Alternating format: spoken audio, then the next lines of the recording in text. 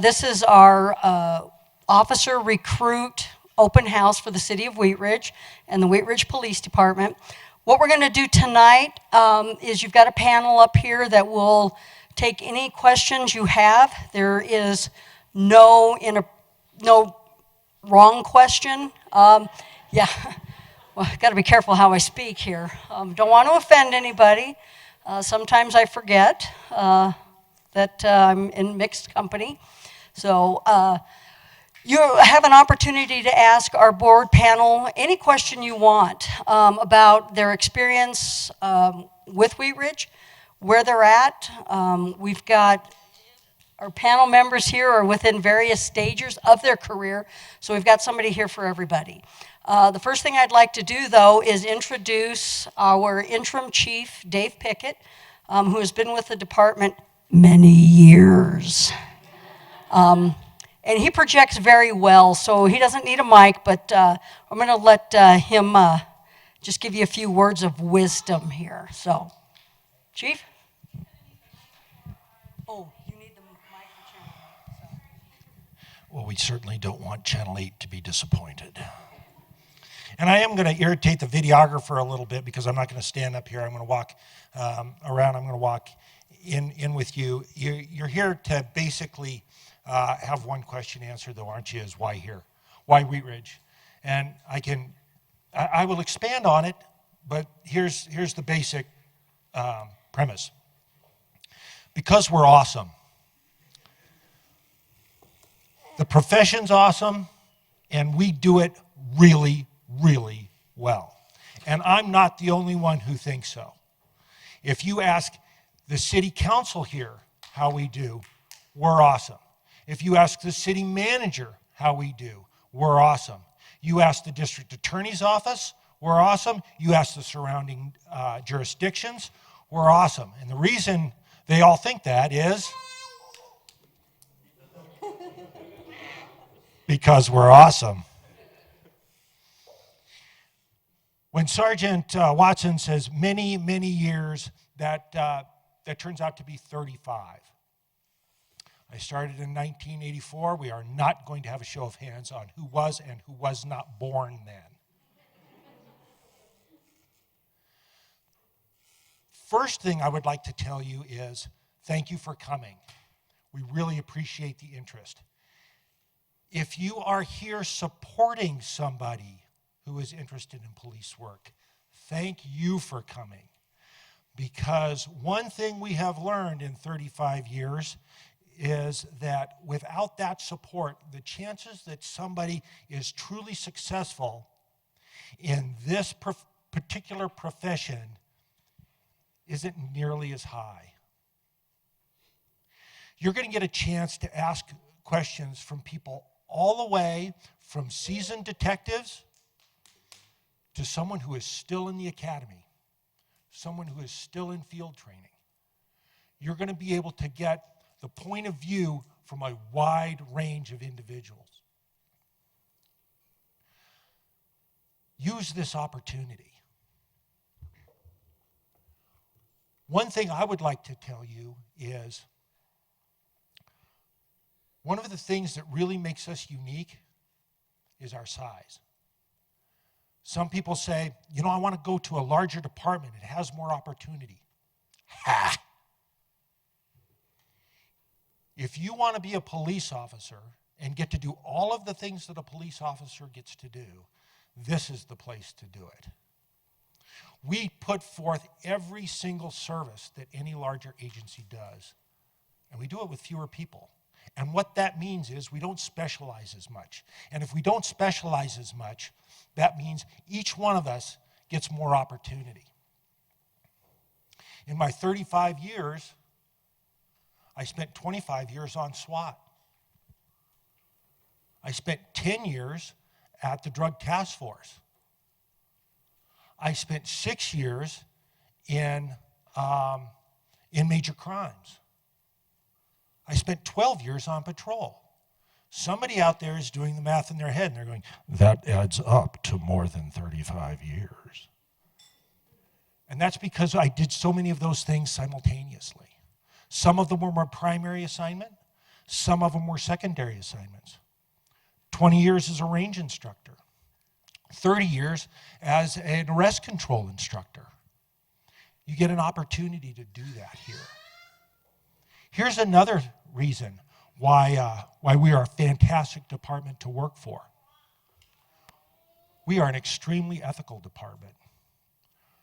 Ethics goes into every single training class we have, whether it is interview and interrogation, hand-to-hand combat, firearms, use of force, everything. We police our citizens with a level of integrity that is matched by few agencies. Think to yourself, when was the last time I heard anybody say anything negative about the Wheat Ridge Police Department? Well, it's probably because nothing really happens here, right? Wrong. That's another great thing about working here. You don't get bored here. You get to go out, and after your field training time is finished, you'll get to go to work, and you'll work. If you're thinking to yourself, oh man, I don't really like to work that much. Hey, I understand. I invite you to enjoy the food, but I wouldn't put in an application because here you'll really work. You're going to get to hear that from these folks. But if you want to go where the policing is good, this is the place to go. With that, unless you have a particular question for me, I will turn it over to the people who really know something. All righty, well, we're going to go ahead and get started here. What I'm going to do is I'll introduce you to the panel member, and then I'll let them just kind of give you a little bit of a background on where they're at in their career. This way you'll know who to address your question to if you need to, or it can just be addressed to the entire panel. What I want to make sure that the panel is aware of, just make sure that you speak into the microphone so the videographer can capture everything. So first of all, my name is Sergeant Jamie Watson. I just hit my 19th year in 2 days, woo, with Wheat Ridge. So I've been around for a while. 2000 was the year I started with Wheat Ridge. As the chief said, a lot of opportunities. Within that 19-year career, I've been on patrol, I've been a corporal, I was a economic crimes detective, I was a crime scene detective, now I'm a sergeant. I've been a sergeant of patrol, sergeant with community services, and now I'm the sergeant of the professional standards unit, which is a member of one. So I get to watch myself. So what we're going to do here is we'll get started. And our first person up here, this is Detective Kyle Eversole. Hello, so I'm Detective Eversole. I've been with Wheat Ridge also 19 years. Jamie and I started the same year together. I spent 6 years on patrol, 3 years in our crime prevention unit, and I've been a detective now for almost 10 years. I do economic crimes generally. I started off as a property detective, and I became a core detective. We can explain a little bit what that is later if that's one of your questions. And so I've been doing that for about 10 years now. And I am the Recruit McCallum. Right now, this is my life. So we just started our 6th week, and we got this yesterday. So that kind of tells you guys, how long you're going to go before you're able to get hands-on. We start their range tomorrow. As far as working for Wheat Ridge goes, it took me 2 years in 6 different departments before I was picked up. I came with a little bit of experience before I got picked up here. But I'll tell you, going around and looking back, it wasn't easy getting turned down from other departments, which you guys might be experiencing at the moment. But the department that works for me is the one that worked out perfectly. When I was going through the hiring process, we had one of our officers on the news for finding a homeless family and putting them up in a hotel, and I said, this is the department for me. So everything works out for a reason. Don't give up. All the thought and all the preparation that you're putting into the application process will get you guys through the academy. Hi everyone, a little nervous here. My name is Officer Halliday. I started as a police officer in January of 2018, so just over a year and a half I've been on patrol. I started my career in animal control for about 8 years, all across the metro pretty much, and then I landed here. And then they said they needed cops, and I said, oh God, here it goes. So I put my application in, and next thing I know it, step by step, I'm like, I guess we're doing this. And then got out of the academy, and now I'm just growing and, as a police officer, and just, it's never the same thing. It's never a dull moment. So just keep learning as I go. Still asking a lot of questions like, oh God, I got my first this, so how do I do it?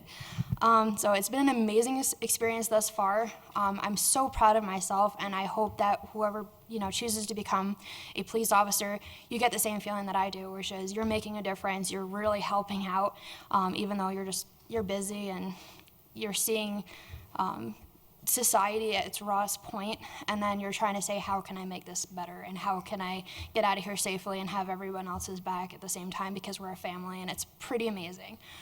So I'm so glad to see all y'all here, and I'll be happy to answer any questions later too.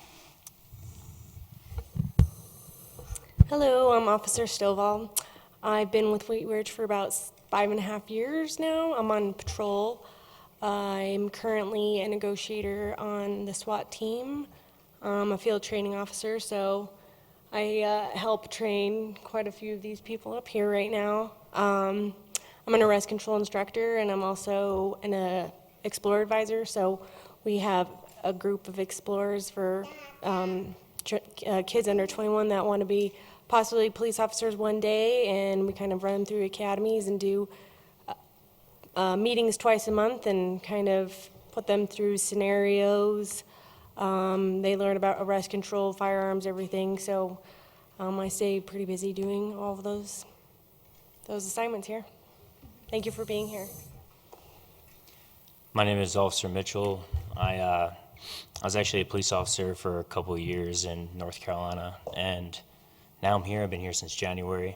I'm currently in field training, so I got out of the academy in June, I believe. Yeah, so one good thing I could say, just so you guys know, that's my son.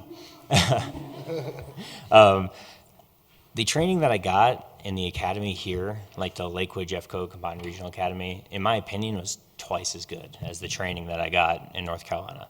I mean, I'll be completely honest, I've learned way more here in just a few months that I've actually been on patrol than I have in 2 years of law enforcement in North Carolina. So it's kind of just letting you guys know, we're real busy, and FTO program is pretty difficult, but it's a lot of fun, and you learn a lot. And you're definitely going to get a lot out of this department. If you have any questions for me, let me know. And you want to introduce your... Yep. So this is my girlfriend, Christina, my son, Chase, and my son, Ryder, and my other son is all the way back there, Jaden, hanging out, hiding. Did you have anything you wanted to say at this point? Okay. So if you brought a significant other with you and you have questions as a spouse, family member, please don't hesitate to ask Cody and his family. That's why she offered to be here tonight, so that she can give a perspective from her side. So she's also able to answer any questions that how his career choice has impacted their lives. So with that said, who wants to start off? Don't be bashful. I'm running back here. Well, we need it because we got to get it on the, see how fast I run? So my name's Jai Anasazi. Question for the full panel, as well as you. So I also hold a EMT certificate as an advanced EMT for the state of Colorado. And I've noticed none of the officers here seem to wear a tourniquet. Is there a reason for that, or is just the department hasn't provided it yet? Oh, okay. Well, I didn't talk. You're the one officer I didn't talk to. So. Yep. No, our department, everybody who wants to wear a tourniquet is issued the tourniquet and the holder. And actually, we've had several officers over the last couple of years save people's lives because of the tourniquet. They've had some pretty nasty injuries, and they were able to place a tourniquet, and because of those actions, a life was saved. So we do use the tourniquet. Most police officers here actually have their tourniquet in their pocket, by the way. We have a cargo pocket on both sides of our pants, and that's where like 90% of them. I just prefer it in my belt, but that's me. Next. Hi, my name's Zach. I've worked for a couple different departments, some with community loves you and some other community hates you. How do you guys think the community accepts you as police officers? I was telling some people over there I've gained a few pounds from all the free food that we get from our appreciative community. It's amazing because you see it in different ways how people love us, and then when we're with people, you don't really see the love, but you get a nice equilibrium in different ways. There's so many different ways on a perspective, or it's hard to explain, but there's different ways they tell you how they love you, and then you'll either hear it in person or you won't, but it's a nice equilibrium is what I've experienced. Anybody else want to add on to that? We've also, as the chief said, the community does love us, and they do think we're awesome. We do get commendations that come in from the community members. We've also sent out surveys in the past to the community, and I would say a huge majority of them had positive feedback regarding our department. For those of you who may not be aware, one of the biggest things in law enforcement is about transparency and how the department interacts with our community. And our philosophy here is we're going to be as transparent as the rules and the state laws allow us to be. We have nothing to hide. We share our information. So we really have worked hard to build our community trust and to make sure we keep it. We are very good at policing ourselves. Okay, we hold each other accountable. We don't wait for the community to find something wrong. That in our organization, if we as team members see somebody doing something that may not be to our code of ethics, we bring that forward. We correct it at our level. So that's where we've been able to really build that trust with our community. So, next. I'll get you next. Sorry. Okay. I'm Grant Keith. Got to speak to a few of you up there. Hello. I was most interested for everybody. What has been the most challenging aspect of policing Wheat Ridge?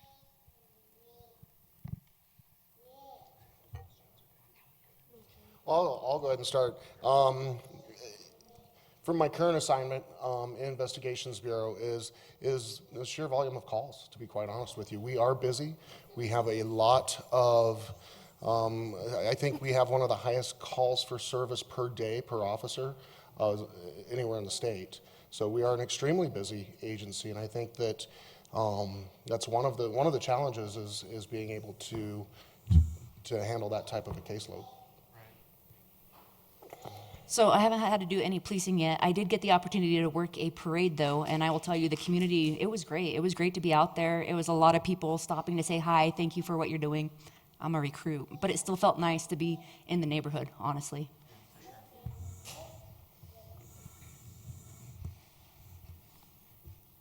I'm trying to think of an answer that so being just over a year and a half on, there's a lot of things in my personal life that I've never experienced, so I'm trying to figure out certain things, and I think to be completely 100% upfront and honest, I'm still learning how drugs affect people, and then that's been my hardest challenge so far, because I'm like trying to figure out how to help this person. Is it a mental illness? Is it a drug? I don't know, and there's a lot to know that you just have to figure out on your own, and that's through experience, that's working through. We have Lutheran right there, so I'm always asking the doctors, like, what they can tell me, because there are a lot of laws where they can't. So I'm still figuring out as many resources as I can. I'm watching shows, educating myself on the effects of certain substances and how I can detect that when I'm, in contact with a person and trying to figure things out. All right, and one more. Have you noticed any challenges that Wheat Ridge faces that bordering jurisdictions or departments don't have? I'd probably say the amount of officers on duty. We're a smaller department, so we don't have the amount of officers working as compared to like Denver. So when we get really busy, we can be tied up on calls. and we can ask for mutual aid, and our surrounding agencies are right there for us, and they come help us out. But I think we see that possibly a little bit more. I know that I've been on calls that we're having to wrap up calls and clear calls to go jump other calls. Again, to piggyback off of what Detective Eversole said, call load is huge. So I think what we face is just manpower, which is normal because we're a very busy agency with a very high call volume. So. Okay, and before we go to our next question, could you guys real quick just explain, you guys and gals, explain what your day is like a typical day for you. Kyle, what's a typical day? You never know. A typical day as an investigator or detective here at the Wheat Ridge Police Department, we just don't know. I mean, yeah, most days I come in, I check my email, I check and see what new cases I was assigned from the day before, and I start working on my cases. However, at any given time, something could happen outside in our community that requires a response by detectives. We had a bank robbery on Friday, just after a burglary in progress call where ended up being a car that was broken into, but patrol made an arrest on that. We had the bank robbery happen, and so we were sending detectives. The commander went out on the bank robbery also. I mean, you can't tell what a day is. As a detective, I'm on call once every other week on a weeknight, and then every 10th weekend. We're on call. We get anything that comes in that patrol needs help with. So if there's sex assaults, if there's a homicide, if there's a shooting, if there's a stabbing, we get woken up in the middle of the night and we come in to help take care of those things. So we don't know what our day's like. And Sarah, how about a day in the life of an academy recruit? So right now, it's all about to change. So for the first 6 weeks, we're going in, class starts at 8, it doesn't mean 8. We're lined up and in formation by about 7:35 in the morning. We do get an hour lunch. They are very cognizant about needing a break. So usually about every hour or so, we get a 10-minute break. Good luck when you got a bunch of females in duty gear. But they are, like I said, cognizant of that. Anyhow, we go until about 5 o'clock. Today I was running a little behind because we had physical fitness right up until the end. It actually went until about 5:15. And then you head home. You eat dinner, and then it's time for homework, and then it's time for studying. It doesn't end at 5. You go home, you leave the academy at 5. You try and get your sleep where you can. You're spending your weekends, and then it becomes the work-life balance kind of ordeal. But you manage. You figure it out. Right now I'm working swing shift. It's a 12-hour shift. It's actual new implication for here in Wheat Ridge. So far it's been pretty busy. It's call to call, but having an amazing time. So again, that's 1-to-1, pretty busy, about 15 calls a day pretty much for me. And that includes we're a 2-car response, so I'm always assisting another officer or they're assisting me. And then what the awesome part about the 12-hour schedule is I have 4 days off every other week, so then I go away. I go to the mountains with my truck, and I'm not going to be seen for 4 days. It's pretty amazing. I'm currently also working the 1-to-1 shift. My days typically hit the door, hit briefing. If we can have a briefing, sometimes we're too busy, so we'll skip briefing and hit the road. I'm a field training officer, so I'll be assigned to recruit, so I got to make sure my recruit's squared away, has all of their equipment, paperwork for the day, because they're going to be running the road. So we'll hit the road. We're assigned to beat a sector of the city of Wheat Ridge, and we start taking calls. So calls start coming in as soon as we hit the door, so we're taking cold calls, calls in progress, anything from a simple theft to a burglary just occurred. So we're running call to call. When we have downtime, we'll try to do proactive stuff. We'll do traffic stops, contact people in parks, places that they're not supposed to be. And when we're not on calls and we're not being proactive, we're trying to catch up on reports, because there's a lot of reports that have to be done before you go home at night. So it's a very busy shift, and And again, when I'm training, we're going over policies and procedures and ordinances, state statutes, keeping up on our daily reports that we're doing. So it's a busy day. So I guess a typical day for someone that's like in field training is not that. So it's really busy. And I think he just got louder when I started talking. But so it's really busy, and you're basically going to take most of the calls. So like if you're in field training and then there's a bunch of other people that are like out of training, you're expected to kind of take as much as you can because you need to get as much experience and, you know, get involved in a lot of different calls and stuff so that, you know, you can learn and get out on your own because, you know, when you're out on your own, you're expected to know how to do the job.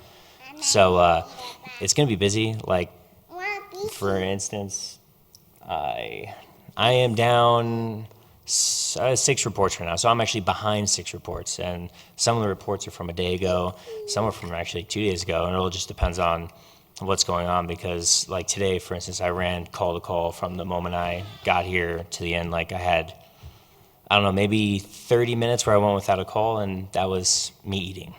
So it's just, it all depends. But then I have some days where I'll come in and I'll have 1 or 2 reports in the whole day, and a lot of the calls were just calls basically just, you know, assisting citizens, but nothing that needed to really be reported, you know, so it kind of just all depends on the day. But it's busy, and it's hard because you're learning, and, you know, people are watching you all the time and making sure you're doing the right thing and stuff, and it's a fun experience, but it's tough, but it's good. Thank you. Okay. Hello, my name is John. This is questions for the recruit. What's the toughest part of the academy? I would say toughest part is acclimating. At first, everything, like I said, it's going to change tomorrow. I was talking with somebody earlier. The little fragments that you can do now will help you as you go down the road. So like I was telling them, you know, start jogging like a quarter of a mile right now, just a jog, not a run. If you can get that knocked out of the way, they're still going to push you, but it at least gives you that edge. So once you get comfortable and once you get acclimated, you don't want to get complacent. But like I said, things change tomorrow, and then the stress level ups. But they do a good job in preparing you. We do actually get a lot of education for psychologists and everything that come in, and they teach you how to deal with the stressors. They teach you how to do the work-life balance. And then they actually have a family night, so you and your family could come in and they can get acquainted with some of the differences that they're going to see and some of the stressors they're going to notice in you as well.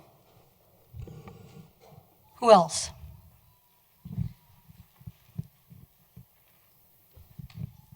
Hi, my name's Christy, and I had a question for you with the young family. How is your work-life balance? You know, do you feel like you're home? Do you know, that kind of thing as a new recruit? I'll be honest. So we work 4/10s. So, you know, I'm at work 4 days a week, and I'm off 3 days straight. And as of right now, I'm going to be going into 12-hour shifts and stuff. But, I mean, especially on 12-hour shifts, I mean, you're basically home more than you're at work, you know, and, you know, I enjoy having like the multiple days off in a row, especially like 3 days off in a row is awesome. Like not many careers get 3 days off in a row, and I get that every single week, you know, and when you're on 12s, you get 4 days off in a row, you know, at one time too. So, I mean, it's great. And I don't mind the long day. I mean, right now I'm on day shift, so I work 6 a.m. to 4. And, I'm home by 5, which kind of is typical for most jobs, you know, home by 5 type of thing. And so, I feel like I have enough time with my family. You know, at nighttime we have dinner together, you know, hang out, watch TV and whatnot. I like to try to get like the gym out of the way early in the morning before work so that I can dedicate more time to my family. And I'd say that I think that I definitely have enough time with the family, especially on those 3 days off. You know, and it's cool is every week we can try to plan something to do versus like, you know, it's like we can almost go away if we wanted every week and stay for 2 days versus, you know, if you were only off Saturday, Sunday, what are you going to go Friday night, Saturday, and you're going to be back Sunday, go right back to work. I don't know. I think the schedule's great. I love it. In my opinion, it's definitely not as good as fire, but almost there. No.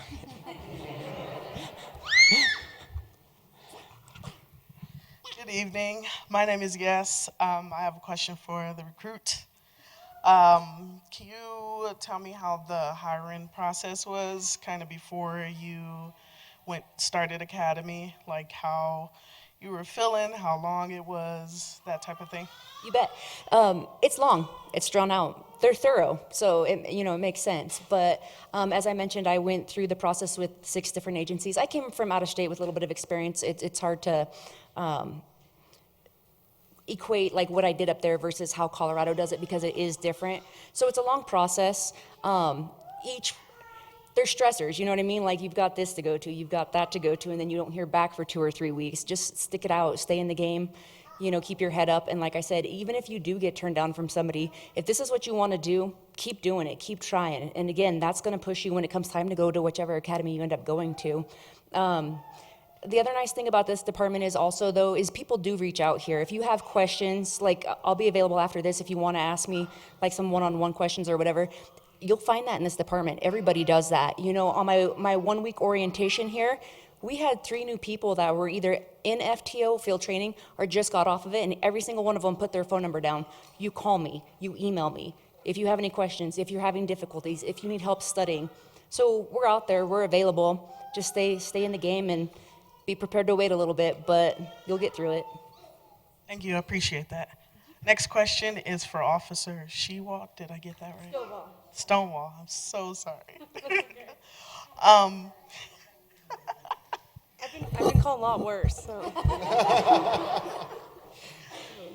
My question is, what type of arrest control do you guys use? So here we use, I'm trying to think of the exact name for it. I'm sorry? It's like a modified TPC. Yeah. He's talking and I'm looking. Yeah, you want to just talk a little bit about arrest control? Sure. So, It's a hybrid of lots of different systems. there we go, hybrid. We use FBI, we use whatever works the best and is the easiest to teach. We've been doing that for 30 years. So we'll learn one style in the academy, and it's a good thing to fall back on because we train it so much in the police academy. But once you come to the police department and start doing your training here, like Chief said, we kind of do like a whole bunch of combined tactics and whatnot. But it's easy to use, and we remember it. So. Some of the stuff we learn in the academy is a little bit confusing, just where you put your hands where here. No, this is just basic. This is what we're going to do. We're all doing the same thing, and it's the safest. So, and we do a lot of arrest control training here just because it's something that we do every single day. And it's something we practice in service to keep our certificates up, and yearly trainings that we do. So let me touch a little bit on the process, because it's a long process. It can take up to 6 months depending on when you put your application in. So it all starts with an application. And each step along the way, there's a review process. So you put your application in, we're going to review it for the minimum qualifications. Do you have the education? Do you have the military? So we're going to look at that. That's the minimum qualifications. When you pass that, you go on to what we call the PHQ, or your personal history questionnaire. That's where we're going to get a little more intrusive into your background. We're going to ask you everything. And when I mean everything, I mean everything. Yes. In different formats, because we want to see if you change your mind. No, so we're going to ask you about sexual conduct, okay? Have you ever done A, B, or C? Now, there's a difference there because we're talking about illegal stuff, so let's not let our minds wander, but we're talking illegal stuff, okay? So we're going to ask that kind of stuff. We're going to ask you about your past legal history. Have you ever been arrested? If you were arrested, what for? Were you a juvenile at the time? And why we have to ask you about an arrest record is because there are several crimes that if you've committed and it was a conviction, you cannot carry a Colorado Post certification. So the first one on that one is any felony that you've been convicted of. Now, I'm not talking about, hey, I was in my college years, I did some drugs, nobody ever found out about it. Yeah, is doing illegal Schedule II drugs a felony? It sure is. However, we also know, too, that we're human, okay? So when it comes to drug usage, we have put a standard on it and have said, if you used marijuana, because even though it's legal by state, it's still illegal by federal. We follow federal rules as well. So we've put standards on it. So if you've had any marijuana use within 12 months, you cannot apply. Okay? Now that doesn't mean you can never be a police officer. It means for Wheat Ridge you have to wait 12 months from the last time you used it. Then you can apply. Other illegal scheduled drugs are 60 months, so 5 years. Again, things we did in college, there's a lot of things people have done in college, drug-wise. But if you ever got convicted of possession, distribution, that type of thing, you're not going to be a cop in Colorado. Okay, it's just not going to happen. So any felony conviction. There are some misdemeanor convictions also that will keep you from getting post-certified in the state of Colorado. If you want to see what the list of those are, go to the Colorado Post portal and it'll come up. Most of those are going to be like sex offenses, lying offenses, lying on a jury summons, falsifying police reports, that type of stuff, soliciting a prostitute, okay? If you got a conviction like that, of misdemeanor, you can't be post-certified. Now, there's a caveat to that you can appeal your conviction record to the Colorado Post, and it would be up to them whether or not they're going to give you a waiver or not. Just because Colorado Post gives you a waiver to say, okay, we would license you, doesn't mean a law enforcement organization is going to hire you. So just keep that in mind, okay? That's strictly up to a chief of police whether he wants that in his department. So when we look at your PHQ, we're looking for that kind of stuff, anything that would keep you from being an officer in Colorado. So we're looking at that. We're looking at your employment history. Were you a good employee? Were you fired? Were you terminated? If you were, how many times? What for? We're going to look at your driving record. We look at everything, so it could get you disqualified. I will tell you this, a DUI conviction, it's a misdemeanor, it won't keep you from becoming a police officer with the city of Wheat Ridge. However, what we're going to look at that point is, how old is it? How long ago was it? Okay? I can tell you from the experience with our department, if you've got a DUI on your record and it's within 5 years, good luck, okay? We probably won't even look at you within that 5-year period, okay? So if you have a DUI that's recent than 5 years, so that's one of those that would keep you out. You get past the PHQ, you're going to go on to a written exam, and it's pretty much a basic aptitude test. Can you read, write, and do some simple math? There's a video section to it where you're going to watch a video and then you're going to do a quick narrative report about what did you just see, okay? You get past that and you've got to get at least an 80% on that particular test. And that's an average. It's an overall of all the tests that you take, a final score of 80. Reason for the 80 is because you have to maintain an 80 or above in the academy, or you can fail out. So that's what we look for. In the academy, you're allowed 3 tests. If you fail 3 tests, well, each test you fail, you're put on a probationary point. If you fail 3, you're going to get a come to Jesus talk by your organization. Is this job for you? You fail the 4th one, you're done. No ifs, ands, or buts, okay? And that's not by the department. That is a post standard, okay? Can't fail more than 4, all right? So that's why we're pretty hard on the written exam for us. After the exam, you're going to go to an oral board. If you pass the oral board, then you will get a conditional job offer. That conditional job offer is based on you successfully completing a psychological evaluation and a polygraph. Okay. Again, the psychological evaluation, that's based on post standards, and everybody has to have it. Okay. If you pass both of those, then you go into the background, and then that's where now the background investigator is going to start sitting down, and he's going to be meeting with people. And then he's going to get a little more intrusive, okay? You pass the background, then we put your packet together and we give it to the chief. At that point, it's in the chief. You are in the chief's hands, okay? It's his determination on who he's going to interview and who then he will hire. You can have everything be beautiful and you make it through the background and you make it to his desk and he decides, well, you're a good candidate, however, there's something that he thinks he just doesn't want to see in the department, okay? Doesn't mean you're a horrible or you're a bad person or you can't ever be a law enforcement officer. It just means at this particular moment in time, you don't fit the criteria that he may be looking for, okay? And again, that's not bad on you guys. It's just what he's looking for as a chief for his organization, okay?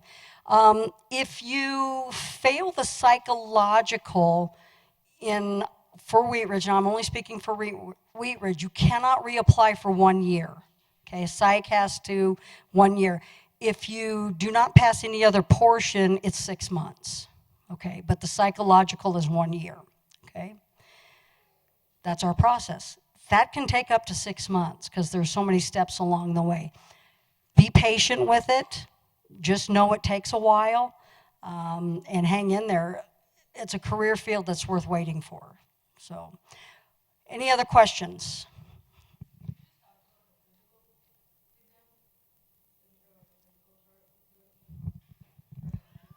Okay, yeah, I probably should. So if you pass and if the chief gives you a job, then you get another conditional offer that's a little firm conditional, that if you pass the physical and the drug test. The physical for the job is pretty basic. They're going to do a cardio test on you. So they're going to put you on a treadmill and do a treadmill test. You have to be able to lift. Millie, is it 50 or 75 pounds? 50. And it's picking it up and setting it on a table. You don't have to carry it. When you do the cardio test, they will put a weight on you, so that's like you're simulating the vest and a duty belt. So I think they add like 20 pounds to you, and you do a cardio test. They do pull-ups, and I believe for women it's the chin-up hang. And I think you got to do it for at least a minute.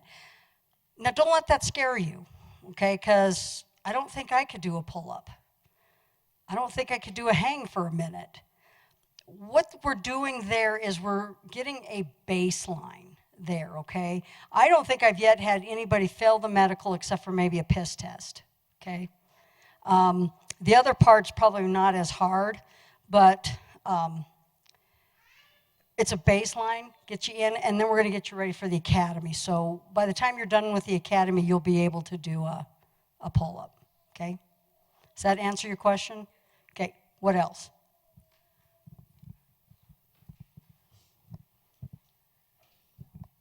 Just a question for everybody on the panel. Can you give a little bit about your background and at what point in your lives you decided to pursue a career in law enforcement?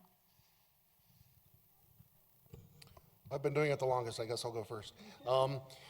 I always wanted to be a cop from the time I was a kid. My dad was a reserve deputy sheriff in La Junta, Colorado when I was growing up, and he would come home in uniform and with his partner in their car, and his partner would give me and my brother some candy out of his briefcase, and it was just something I always wanted to do.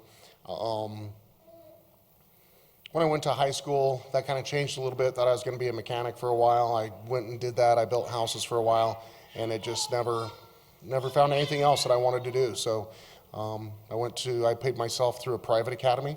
I started with Weld County Sheriff's Office in '95, worked there for 5 years, and then came here in 2000. So I moved from Washington State down to New Mexico and got my first job in retail. That was enough for me. I actually ended up going into corrections, so I worked at New Mexico State Penitentiary for a few years. Some family passed away and everything. I moved back to Washington, and I ended up working for the jail system up in Portland, Oregon. For me, in Portland, Oregon, it was nice. They hated their officers. They still do. But I got to work a couple of riots and some protests. So for me, honestly, going to the road was graduating for me. I feel like I'm kind of in college now instead of high school. But it's also like, being in corrections and everything, dealing with people in crisis, dealing with the mentally ill, which we had a lot of, that was important to me. So like I said, I feel like I kind of graduated. I'm originally from New York, and I came out here and figured out there's animal control, and I just took the job, and it was a very rewarding experience. And then my family's in law enforcement, so it was kind of always in the back of my mind, and I think that the biggest thing that set me back is my insecurities. Like, I don't know if I can do this. And then Sergeant Watson is one of the other people here too that were like, you should apply. And I'm like, yeah, I'm gonna apply. So I did, and I am not an angel, and they've saw me through my flaws, and now I'm giving them my all because they believed in me. And it's probably just because it's a family thing, and it's something I always wanted to do, and every little bit is a win for me. So that's my story. I was a critical care tech in a level 1 trauma center for about 10 years. I didn't really want to go to, at the time I didn't want to go to nursing school. I didn't want to go to medical school, PA school or anything, but I liked the adrenaline rush of what I was doing. So I just we worked side by side with police officers. So, got interested in that, and it's been a really easy transition from hospital, emergency room to police work, So I'm originally from New York also. However, I was a cop in North Carolina, but ever since I was like a kid, that's kind of the only thing I ever wanted to do. It's kind of the only thing I ever remember wanting to do was to be a police officer. I was a mechanic throughout like high school. I was a mechanic probably until I was 21, and then once I hit 21, I was like, all right, now I'm actually allowed to be a police officer, and so that's when I started applying. It was about that. I got hired. I was just about 22, but I decided to go to North Carolina instead of staying in New York. So I got hired there pretty quick at like 22, and then I just continued since, and that's about it. Anyone else? Hi, I'm Allison. What is the biggest problem you guys deal with as a community? Sorry, could you repeat that? What is the biggest problem you guys deal with as a community? Like, what is your biggest problem that you come across?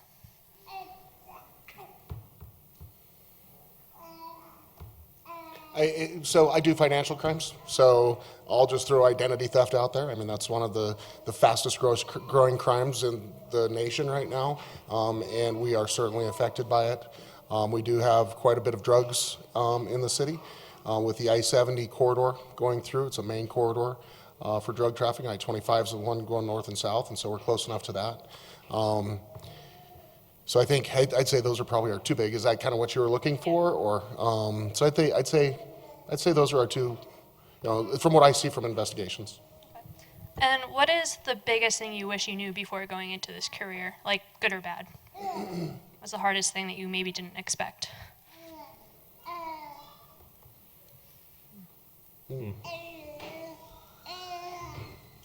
I'd say probably the report writing, because we do a lot of report writing, a lot of paperwork that we have to fill out. I wasn't really expecting as much as it is, and we're kind of like a paperless system, but yeah, we have a lot of paperwork. So I wasn't really expecting all that and expecting how much time I'd be spending on reports. But now that I'm here, it makes sense because we're constantly testifying and our reports are going to court, but I just kind of wasn't expecting that. So this is more going back to my correction experience and everything, but you get to see a different side of people. Like I said, you see mental illness, you see them in their crisis moments, and it's not always pretty, but I hang out with some friends and everything, and then it's like, oh, don't talk about that. They don't know, that side exists. So you kind of lose that rose-colored glasses, if you will, on society. But that's why we have each other. That's why, some people deal with it through humor. We talk with each other about it, but you realize you don't share those kind of stories with everybody in your life. Thank you.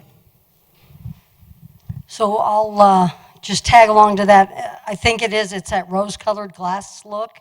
When I got in, so 20 years ago, I came from the medical side. I spent 17 years as a dental assistant before I decided to change careers late in my life.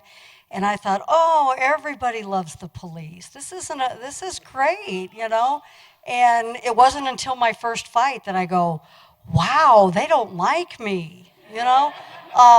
So, and I'm not going to say that there's a fight all the time, but it really opened my eyes because I was like, wow. But when it happened, my training just kicked in. So you will get trained so that you are ready for those instances, but it was, no, they like us. They don't want to fight, and yeah, that's wrong. They want to fight. So who's next? Oh.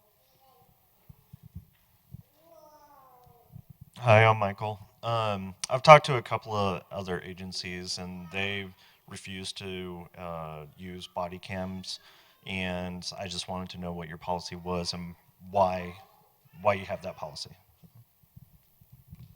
Well, we just went to body cams. So we are an organization now that wears body cams. Kayla, do you have yours on? It's not turned on, but you're wearing it. So we just got these. We've just rolled them out, so every officer now is outfitted with a body cam. So our policy is pretty straightforward. And just so you're aware, we didn't go to body cams right away like everybody did. At that time, the thought process was, let's kind of let some other organizations try it. Let's feel it out. Let's see what's going to happen in the jurisdiction area, how courts are going to handle it. So we went many years without them. And then we just decided it was a thing that our city council really wanted us to go to, was the body cameras. So we've just implemented them this year. So technically our policy is if you're on duty, you're wearing your body camera. Now, I don't wear one because I don't go out on the street right now, but when I go back to patrol, I will. So when you're in contact with someone, you turn the body camera on. Okay, so we are using them now to full force. And actually, they're a great thing. I mean, they will clear an officer of a complaint pretty quick. If somebody calls in and says the officer was rude, well, let me take a look at their body camera. Well, are you sure you want to go with that story, Mr. or Mrs. Citizen? Because the body camera shows that our officer was nothing but appropriate. So it's helped. It helps for the officers when they're writing their reports, because they can go back and review the body camera. Like Cody Mitchell said, he's down 6 reports. When I was in patrol, I was down reports, and sometimes you don't always remember everything, so either you had to take really good notes, or your reports might not be as well as they could have been. So we are now with body cameras. Next. Don't everybody jump up at once. Hi, I was just wondering, what's the most rewarding part of your job, or being in the academy, or wherever you're at?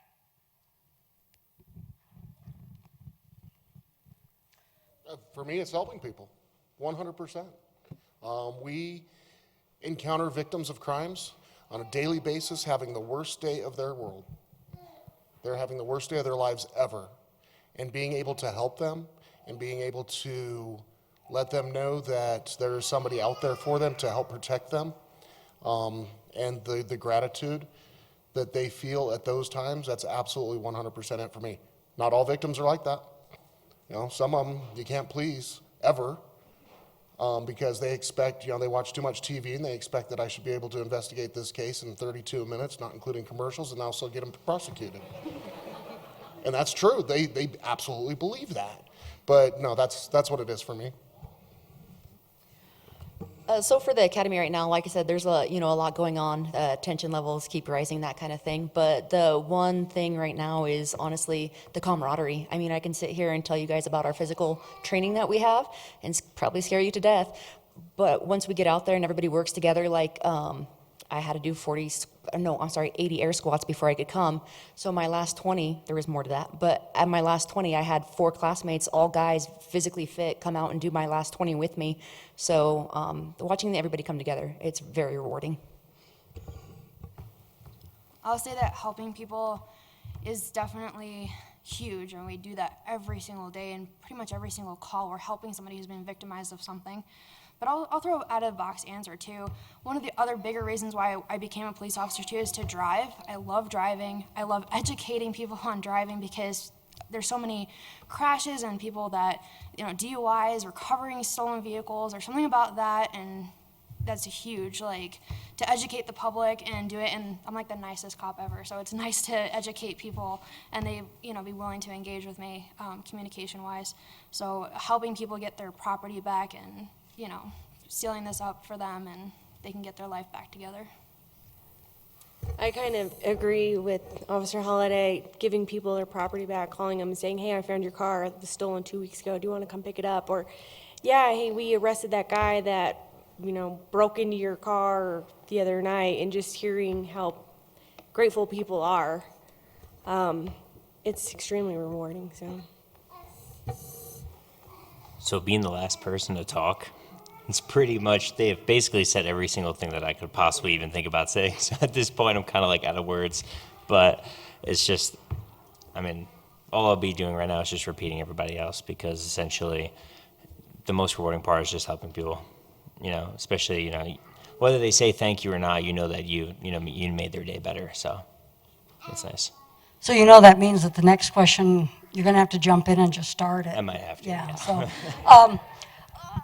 and I want to add on to this, and mine wasn't so much helping a victim, but it was helping a suspect.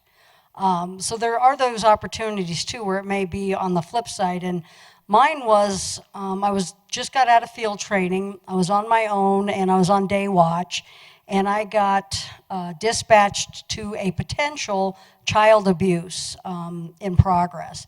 And what had happened was the maintenance man at one of our apartment complexes had gone to fix a sink faucet, and when he knocked on the door was answered by a 5-year-old, and when the repairman asked to come in, or where was his mommy, it was mommy's in the shower.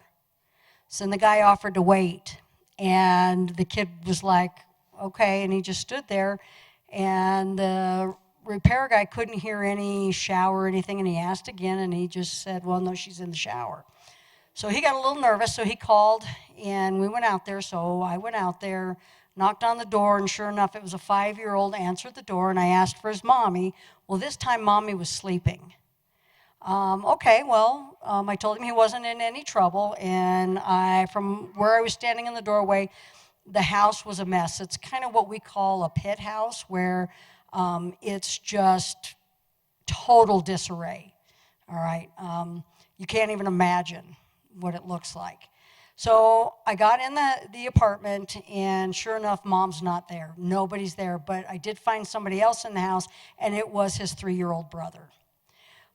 So started talking to him, and parents were not there, and I'm asking him about, how do you guys eat? The kids were taught, so the 5-year-old was taught how to fix food for the 3-year-old, and he was able to take money and go down and buy sodas from the soda machine.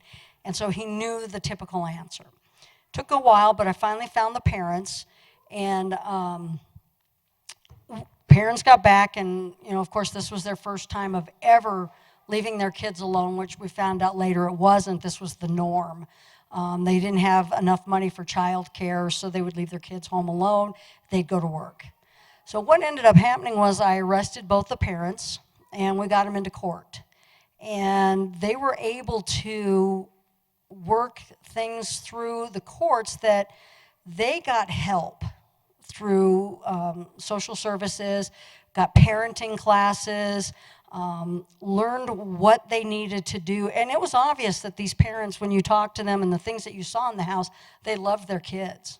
They just didn't know how to be a parent. So I told them that I was going to follow up because the house needed to be cleaned. So several months later, I go back out there, I follow up. Everything was different, and I actually had the father thank me for arresting him and his wife. They had absolutely no idea what they were doing, but appreciated the help. And this was a good thing because now we've taught them what they need to do. Unfortunately, thankful that the kids were okay, but unfortunately it took this to get them the help they needed. But so there's a time there that you can always help somebody out, whether they're on the victim side or on the suspect side. So you always have those great opportunities to impact somebody. So, who's next?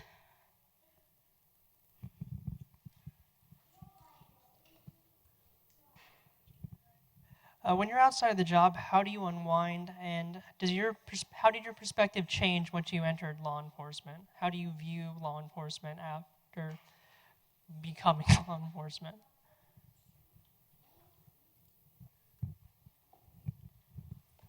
Go ahead, Cody. Come on, Cody, take it. Come on, you don't want to be the last. I mean, I feel like I viewed law enforcement the same before I was a cop and as I am a cop now. I don't think my view really changed. I guess I just didn't realize how much work they actually do, until I became a police officer. Like, I mean, honestly, it's like 10 times more work than I really thought they did, And then what you see on TV is like, every time you watch like live PD or cops, you're always seeing like the crazy stuff, like the chases, foot chases, and shootings and all this stuff. But that's like 5% of your career, like there's so much more to it. They don't show you like the reports and dealing with like, people that need help and like just stuff that's like people's everyday problems that like you wouldn't expect to be responding to, but you are, so like, I mean, I view them the same when it comes to like whether I like how I felt about police, but I just definitely didn't know like how much they actually did until now, until I became a police officer, and now that I've been doing it for a couple years or whatnot. It's there's stuff that I do now still, and I'm like, wow, I didn't even know we did that either. And you just keep learning. And I feel like you kind of learn about new things and learn like more things you do like for your whole career. Like, I mean, I've talked to officers that have 30 years experience that are like, wow, I just learned something new again today, or this or that. So it's pretty cool. Now to unwind, for me, I mean, when I get out of work, I just leave work at work, if you know what I'm saying. Like, I don't take any of that home with me. I go home, I hang out with my family, and I try to do like fun things when I'm out on the weekends. I mean, it's definitely cool. I mean, I think that like when I first became a police officer, I didn't have children, and then when I became a police officer, as I was a police officer for a little while, I ended up having kids and stuff, and kind of. I mean, I think having my family and my kids and stuff really helped because, like, when I get out of work, the only thing I can think of now is, like, how I can't wait to get home and, like, play with my kids and stuff. Like, I think that made it easier to leave work at work, especially if you have somebody that's, like, supporting you at home, and to be honest, when I get home, I don't really talk much about work unless, she asks, and if I need to talk about work because something might be bothering me or something, then I know I could just talk to her, no problem. I have the rest of my family like up in New York, then I call them if there's anything. But I don't know. I personally don't find unwinding very difficult for me because I have to deal with this. So I can't. This is all I gotta like worry about when I get home now. So work stays. So let's change gears here just for a bit. Let's talk a little bit about the oral board, okay? Because the oral board is usually the portion that a lot of people have never taken an oral board before, and they get a little shocked by it, because this is where a panel has a list of questions, and everybody gets the same question, okay? So everybody who's going through the oral board process will get the exact same questions. So the question is what are we looking for, and what's the right? Is there a right answer? Is there a wrong answer? That type of thing. Well, first of all, there's no wrong answer when you come to an oral board. What we're looking for in the questions is one is, do you have good decision-making skills? So if you're asked a question and it's something to the effect of, how do you handle like your daily a schedule, or if something interrupts your daily schedule, how do you deal with that? So it's what is your thought process? How do you critically think? We know on the board that you've never been to an academy before except for maybe a selected few. So you may not always have the legal answer, but that's not what we're looking for. We're not looking for the legal answer. We're looking for how would you handle something. Okay, so let's have the panel tell you a little bit about the oral board, kind of what they look for in questions. We can't give you guys the question because that wouldn't be fair. But this is your opportunity, though, to ask them about that oral board and, what are they looking for? Because we're going to be asking you some tough questions, okay? There are things that are going to make you think, and because that's what we want to see is what is your thought process, okay? So anybody have any questions about the oral board specifically? If not, I'll just turn it over and let them kind of give you a little gist of the oral board. Pavel Kornashevsky. Regarding the oral board questions for Wheat Ridge, I went through the Lakewood hiring process not too long ago, and are they mostly based on what occurs during the job, like what you see, what happens, what you respond to, or are they more like personal questions, how you would deal with things? I don't sit on oral boards anymore, so I really don't have an answer for that. Yeah. I'd say they're more situational. Again, we know that most likely you're not a cop, you've never trained as cop, you don't know what to expect. So they're situational questions. So just to kind of see how your mind works, to see that you can answer a question, that you can articulate a response, that you could, that you can communicate, can talk to people, and come up with a solution and share examples of stuff. So we're definitely not looking for answers as what it takes to be a cop and what we expect, because we know, we've been on that side and we know that you've never been a police officer and we're not expecting you to answer questions as a police officer. So more just situational questions and that you can work through problems. Does that kind of answer your question? So, Sarah, why don't you touch on that because you just recently had an oral board a few months ago. Yes, ma'am. And I actually have done the oral board for both departments. Fairly similar. I'll tell you, you want to try and remember who it is that's interviewing you, and tripping over your chair to reach for somebody's hand doesn't start off in the right direction, but as long as you can recover. And then take a second, take a breath, and then give your answer, because they're looking for that. Can you think it through? Do you know what you do? If you don't, there's nothing wrong with that either. Like she said, you guys aren't trained already, but just give yourself a second to take that breath and then think it through and answer. Coming from an HR perspective, one of the things that you need to know to be prepared for your oral board is know the organization that you're interviewing for. There's nothing worse than going to an oral board and they say, well, I'm really happy to be here, thank you, Denver. And we're the city of Wheat Ridge, okay? The other thing is, all of you should have a sheet of paper that has the mission, the vision, and our values. Know them. Know the name of the chief of police, okay? Know yourself. Know how to answer a question. Be comfortable with your answer. Practice, practice, practice. I sit on oral board panels, I interview myself, and every time I go for an oral board or an interview, I practice. Stuff like your strengths and your weaknesses, what are they?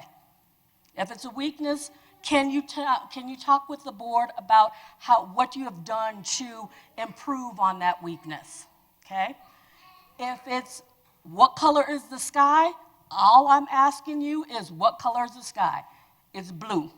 Do not tell me it's violet. Do not tell me it's cloudy. It's blue. Okay? If I ask you what steps you take in order to do something, if I ask you how to bake a cake, okay, I'm going to go to the market. I'm going to pick up Duncan Hines. I'm going to go get the milk, the eggs. That's what I'm going to do. I want step-by-step instructions on how you're going to do that. Keep in mind, we don't know you. We have no idea who you are. All we have is a piece of paper. This is your opportunity to sell us. If you cannot sell us, then we're wondering, why should we hire you? Okay? Get in front of a mirror, practice, make sure you're making eye contact. If someone asks you a question, make sure you talk to that person first, and then make sure you include the entire panel in that response. Okay? Thank you for the interview. When I hear the response of, why are you interested in law enforcement? I know a lot of you said that this is all I wanted to do. Great, that's wonderful. But you grew up. Did it change? What changed? Why are you interested in being an officer today? I wanted to do this all my life, and I went on some ride-alongs, and those ride-alongs furthered my interest. I talked to some officers, and that furthered my interest. If you have not done a ride-along, do one. Okay? That is the best opportunity to find out what they do on a day-to-day basis and see it, and to ask those questions. We can sit here and talk about the process, the academy, all of these things, but it's really you going out there and doing your own homework and making sure that this is the right career for you, because if you do that work, it's going to come through on the oral board. It's going to come through when you're answering those questions. So from an HR perspective, do your homework.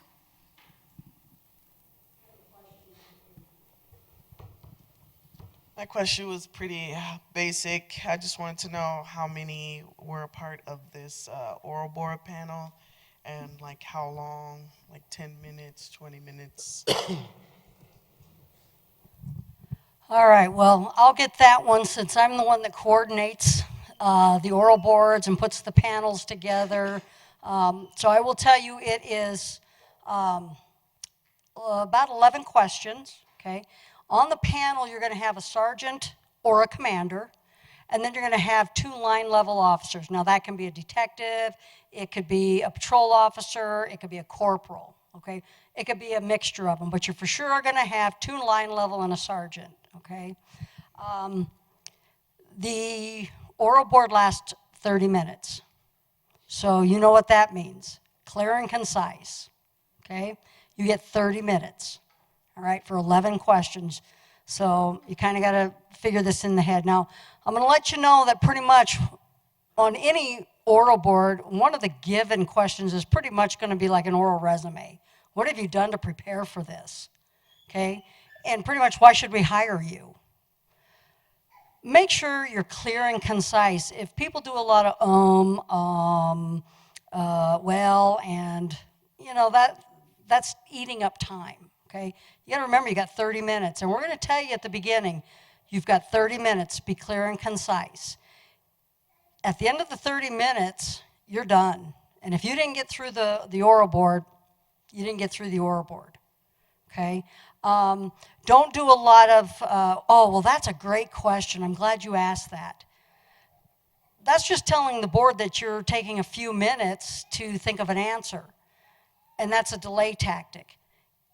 We want you to take a few minutes. We're going to read you the question. You've also got the question right there that you can read. Take a moment to think of it, okay? But when you start this like delay tactic, that just shows us you're not really ready, you're not prepared. But take a few minutes to think of the question, okay? That's what gets a lot of people tripped up on an oral board is they read outside the question. When we read the question to you and you've got it in front of you, read it, answer the question. Don't start going, well, I don't know if this person has a warrant. I don't know, they might be mental health. That's going to change the way I respond. It's like, that's not what we're asking you. People will bring in information, and all that does is trip you up. When you're trying to think now, you go back, well, what was the question? Okay? Read the question, answer just the question. Don't try to bring other information into the question, okay? Again, it's going to be, there's really no right or wrong answer. It's the board's going to look at it and go, well, maybe your thought process was off, or you didn't really listen to the question, you didn't answer the question. Those are the things that will really trip people up. What we're looking for, and I can tell you right now, we're looking at teamwork. So these are your basic categories that we kind of look at. critical thinking.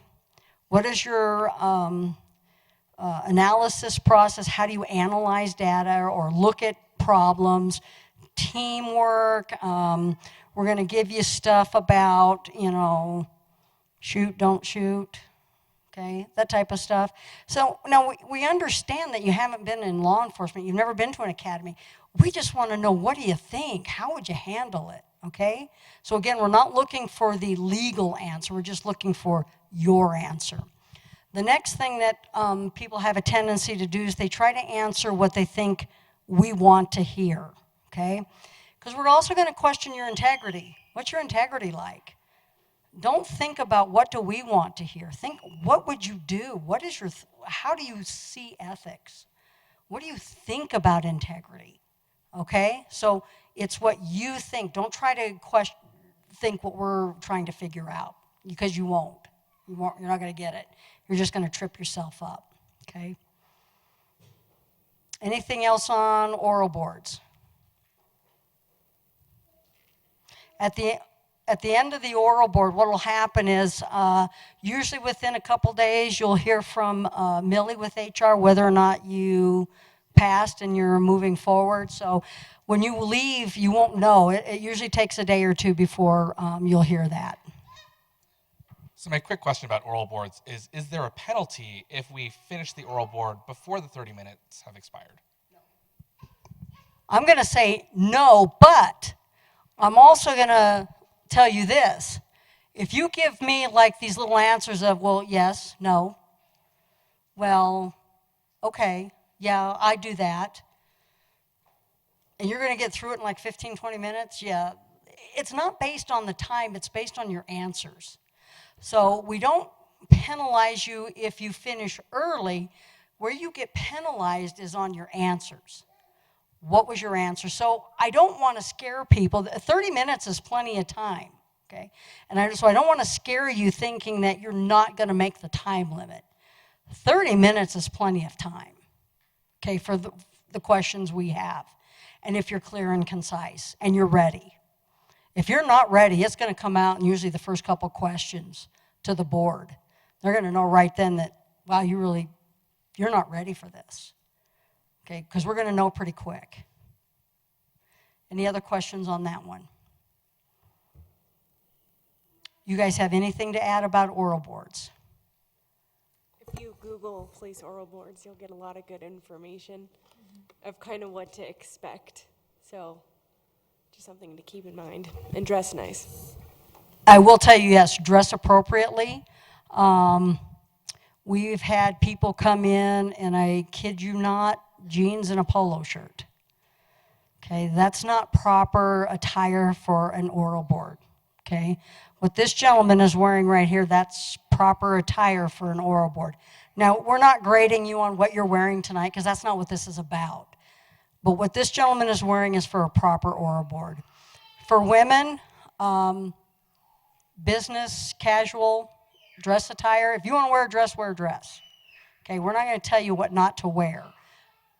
But I would tell you, if you're wearing jeans and a polo, I probably wouldn't even come in. Okay, we've had people come in with wrinkled clothes, and it looks like they just pulled them out of a wastebasket. We look at all that. Okay, those are things that they mark down on that scoring sheet is your dress appearance, okay? You'll notice that Cody Mitchell is displaying tattoos. We've just changed our tattoo policy. So you are allowed to have visible tattoos with the exception of on your hands. Okay, you can't have tattoos on your hands or visible from the neck up. So if you've got stars back here and it can't be hidden by your hair or some sort of cover-up or something, that's a disqualifier. That's why we ask about tattoos on the PHQ, because then it doesn't make sense then to have you come in for an oral board if you've got those tattoos. We're not going to tell you what to do with those tattoos. We did get a question from an applicant, well, what if I have them removed? I'm not going to tell you have to, because if I tell you to remove them and you don't get a job, guess who's in trouble? We are. So if you have visible tattoos and you want to be in law enforcement, that's your decision, okay? As far as grooming standards, we do not authorize beards on men unless you have a medical condition that says you can't shave. Then you fall under a different standard where it has to be just kept nice and trimmed up. Earrings are allowed 1 pair, so 1 per ear per female, none for males. We do not allow gauges unless you've got very tiny ones, okay? Then we would take that on a case-by-case basis. But if you're going to come in here and you've got nickel-sized gauges, it's not going to happen, okay? So just know that. We did have one applicant with the community services who had very large gauges, but she's realized how it has hindered her getting a job pretty much anywhere that she had them corrected. So those are all situations that you have to make your own decision on. It's how bad you want to work for public service, okay? Trying to think if there's anything else. Jewelry, you're allowed, you know, one ring per hand, except on the left hand, you're allowed your wedding band and 1 ring. So that's pretty much that's the basic grooming standards. As far as uniforms, you're going to get everything except your firearm, your shoes, t-shirts and flashlights. That you have to supply yourself. Other than that, the department supplies everything else. Okay? Do we have any other questions out there? Okay. How many people do you generally take every class, and specifically upcoming classes? That's a good question. For this particular academy that we're hiring for right now, which is going to be the January of 2020 academy, we're looking for 6. So we're not looking for perfect people. We are looking for the right people, okay? So when you have that opportunity to do your PHQ, be sure that you're upfront and honest about everything. Because the thing that will get you disqualified is anything that we believe is an integrity issue. And where that can come in is, let's say you answered something on your PHQ, and you said, oh, I only did marijuana once, and that was back in college in 2012. But now all of a sudden you go to the polygraph, and now you've been thinking, and you go, oh my God, I did marijuana more than once, and you didn't tell us the truth. That's probably going to get you disqualified, okay? So when you're doing that PHQ, be sure you take the time to really think about it, okay? Because once that PHQ is turned in, and once you've done your polygraph, there's no correcting it. Now, let's say you turn in your PHQ, and we reviewed it, and all of a sudden you go, oh my God, there was this one time when I did this, and I totally forgot about it. Get a hold of us, add it, okay? We can add that for you. But once you do that polygraph, you can't go back and add, okay? That becomes then an integrity question, okay? But we've had people where they forgot to tell us something after they submitted the PHQ, and we've just corrected it for them because they reached out to us, all right? So keep that one in mind also. Any other questions? Anything at all? This is your opportunity. We're here for you. So I've taken a written test before, and I went in totally blind. I didn't know it was going to cover certain subjects. So it was, questions like, what's the difference between robbery, theft, and burglary? And I hadn't studied anything, so I didn't really know, but I was able to kind of figure stuff out. So then I went to Barnes & Noble, and I found that there's police exam prep books. Is that something that, the written tests, is it that specific? Or, like, you mentioned earlier, reading, writing, and math. Recommend a prep book? So, did you already apply? Did you take the National Testing Network test already? It's called Frontline. Okay, so that test that you're going to take, there are actually practice tests online, and I think you have to pay like $20, I think it is, for it, and you get 2 tests, and they're basically like a miniature version of what the actual test is like. So, I mean, I recommend taking it, taking the practice test. So just, because it's from the actual company that's giving you that test. So like, because if you go and you get like a test prep book, I don't know if it's necessarily going to cover what the frontline exam will cover. But if you take the practice test from frontline exam, then you know that the material that you're studying or practicing is actually the material that's going to be on the test. I would say you won't need to know the difference between the CRS laws for any sort of process through here. You learn that in the academy and you learn it well. When I send out the email for the test, the written instructions, there's actually information on where to get the practice test. Okay, anything else come up? Anybody got anything they want? Well, not anything you want, but let's do it within reason. How's that?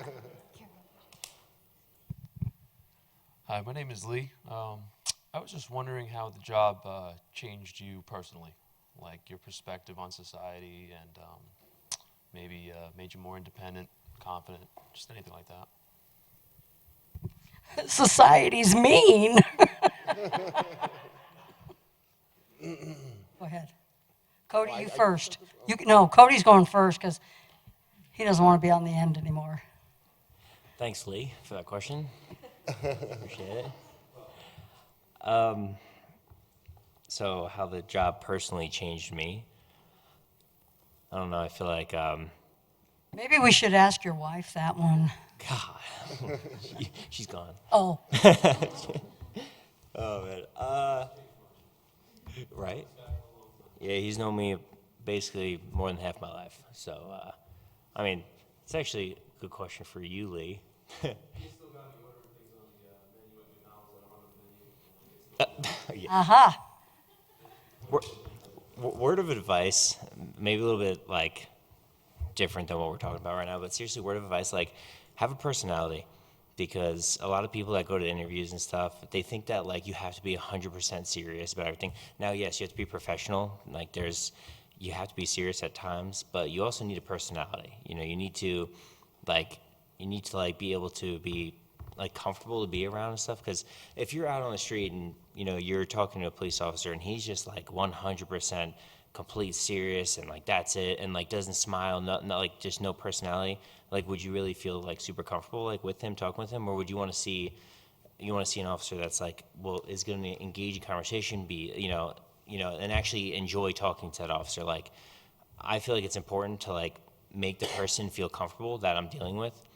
So I kind of feel that it's a good idea, like even on an oral board, try to make the people that are interviewing you feel comfortable around you, you know, so that they see that you do have a personality and, you know, you're not just like 100% dead serious game face on 24/7. Like you're allowed to smile, guys. It's okay. You know, and what he's talking about is ordering things on the menu that don't exist.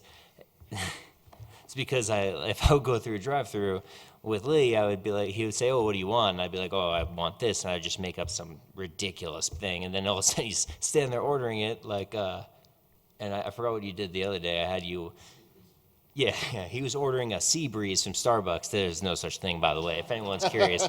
So, and it actually kind of turned into an argument with the lady at Starbucks, so that was bad. But anyway, so.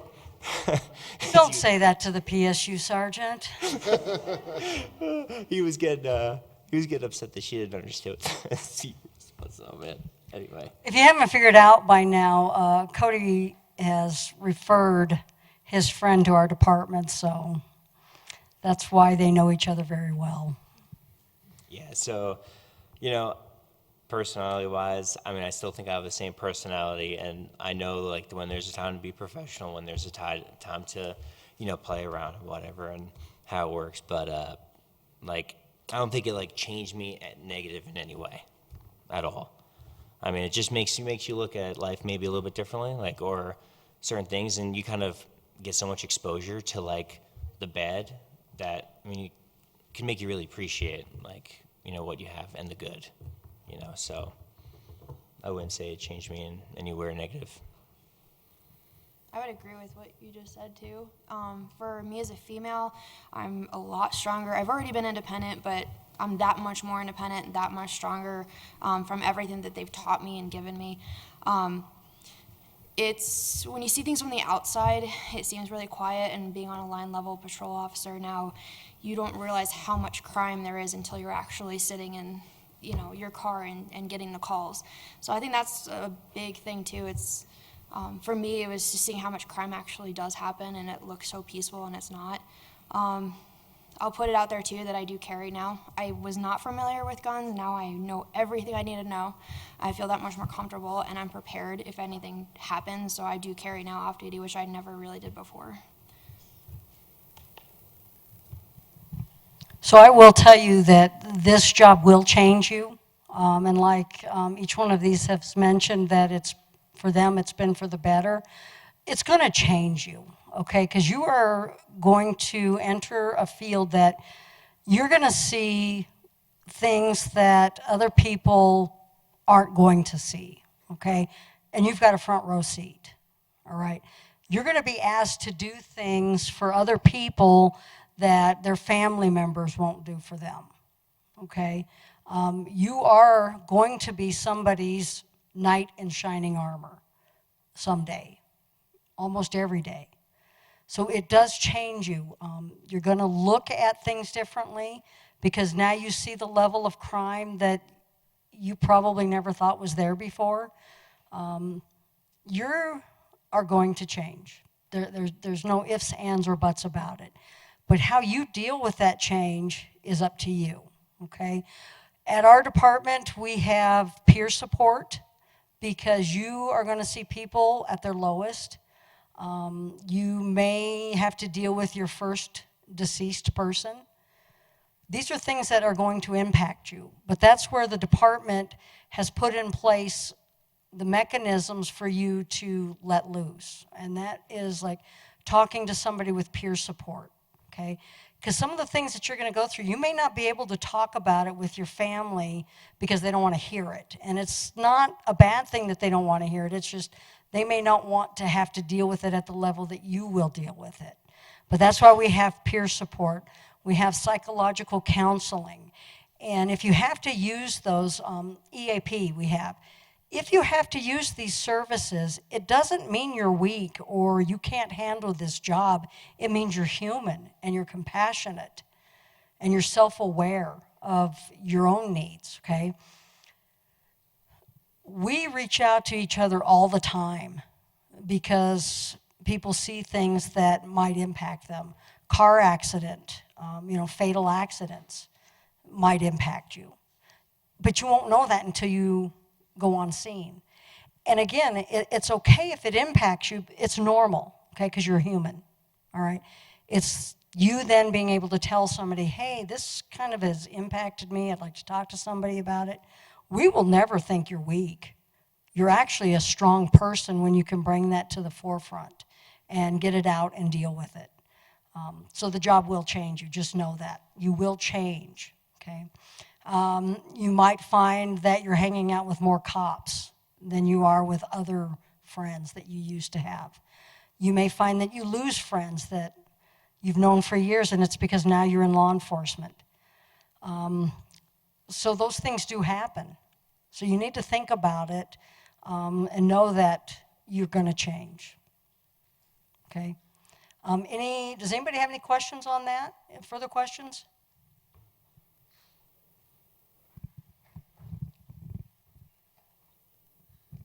It's not on that specifically, but it's more about the front line, the written exam, and I don't know if this is for you, Ms. Lewis.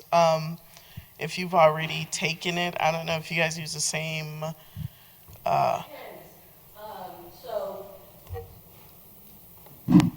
We actually use the National Testing Network, and because we use the National Testing Network, you cannot take the test within the last 90 days. If, I believe Aurora and Denver also use the frontline test, however, they proctor the exam in-house, and because they proctor it in-house, we don't get their scores. So there is a possibility that you took it last week, but you took it through Aurora, Denver, who proctor, you'll have to take it again. But when I send out the email with the instructions on how to sign up for the exam, you'll get a voucher in there to pay for the exam. And it'll pop up, because I believe they use your social security number. It'll pop up that you've already taken the exam. Once you get that email or that notification, just let me know, and I will contact Frontline to have your scores transferred over. Okay, thank you. Okay, anything else from anybody? If we don't have anything else, we're going to slowly wrap this up, unless anybody has something that's really on your mind and you really want to get that answered. It's okay. Anything. We're ready. Okay. Oh, wait, we do have one.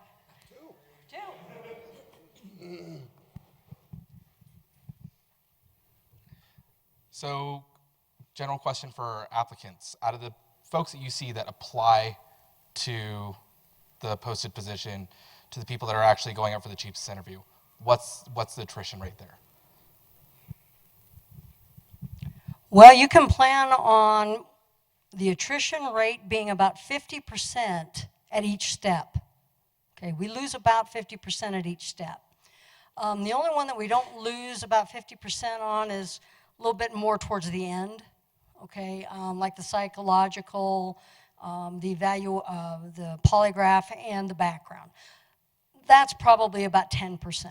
But these first couple stages with the initial application, the PHQ, the frontline test, and the oral board, you can plan on about 50% at each stage. So it gets cut down pretty quick. Okay? So that's why when we talk about the oral board, if you make it to the oral board, you want to be on your game. Clear and concise, know your answers, think about it, practice with people, practice in a mirror. Because really, when you think about it, the only person you're competing with is yourself at that oral board. You're not competing with anybody else, because before you walk, when you're out of that room, before we bring the next person in, we know whether you've passed or not. Okay?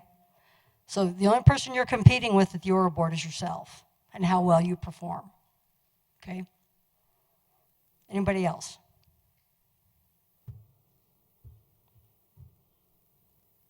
Okay, so what we're going to do now then is we're going to go ahead and wrap it up. Miss Millie, do you have anything that you want to throw in that you could think of? We actually submit or send our candidates through the process in phases. So if you have not received an email for the personal history questionnaire, you will have it by the end of the week. If you've applied within the last week or so. When you submit your personal history questionnaire, we're typically getting through those in about 72 hours. Then there's probably about a week or so delay before you'll get the instructions for the written exam. The written exam, the results I will get instantly, and then I will be starting to schedule oral boards in the next couple of days. We have oral boards on the 17th. 16th, 17th, 19th, 26th, and 27th of September right now. Okay? So we've already started talking with our vendors about the polygraph and the psychological. So as soon as you pass the oral board, we'll get you into those things. So the process is gearing up. Yes. So one of the things that I do want to make sure that you're aware of is that when Miss Millie sends you an email and it says you have this amount of time to complete something, just know if you don't complete it, that's not on us, that's on you. Okay? And those are the things that will also get you disqualified, is not completing something in the time limit. If you have emergencies come up and you can't, and it happens, just talk to Millie. Reach out to me. We can fix that for you. But if you just don't let us know and you miss a deadline, that can be detrimental to your process. Okay, so make sure you're letting us know and you're staying within that deadline. Also, what's happened in the last couple is our last couple processes, people pass the oral board and Miss Millie sends them the email to, here's your conditional offer, we need you to set up your psych and your polygraph, and they don't do it. And they wait, and they wait. And next thing you know, they can't get through and finish the process. We've been kind enough to individuals where we've said, okay, I tell you what, we'll put you in the next process. I can't guarantee that's always going to happen because there may not be a next process. So make sure that you're looking at those emails, checking your emails, and getting things done within that deadline, okay? Because the last thing we don't want to have happen is you don't complete it, next thing you know, we don't have another process. And then you got to start all over, okay? Christine, what do you got for us?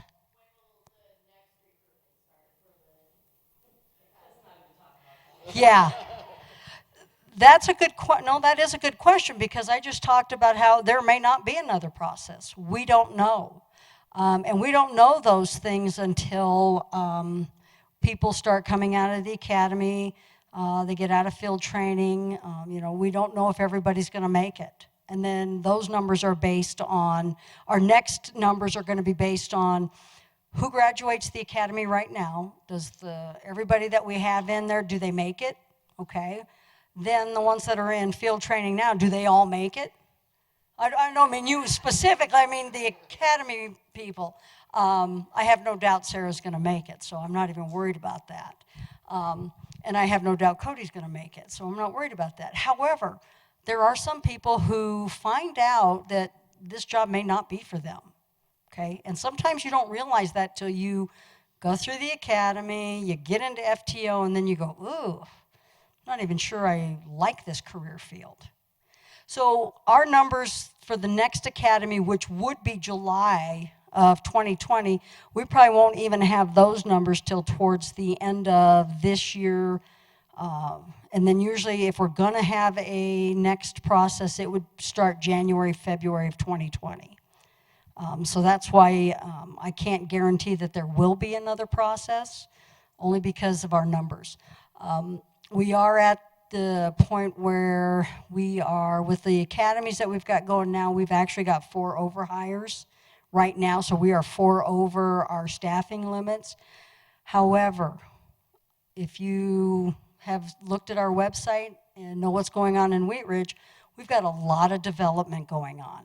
So our numbers are increasing. So that's why we're trying to stay ahead of it right now, because our staffing numbers go up. You know, we could be looking at things, we're asking for new positions, we're asking for more manpower, staffing, so the numbers could change. So we may have another opportunity, but you just never know. So I don't want to sit here and say for sure, okay, it's not a guarantee. One of the things I do want to hit on, because Millie brought it up, is when you're doing your oral board, and you're finishing it off going, oh, I want to work for Wheat Ridge because Wheat Ridge is a great organization. Guess what the next question is going to be from the panel? Why are we so great? And if you don't have an answer, guess what? So if you're going to say things like that, be sure you can back them up. Go to our website. Look at what's going on in Wheat Ridge, okay? Know why we're a good organization. Know why you want to work for us, because those questions are going to come up, okay? The other challenge that we are facing right now, and another reason why we don't know what our numbers are going to be for 2020, is because we are also hiring a new police chief.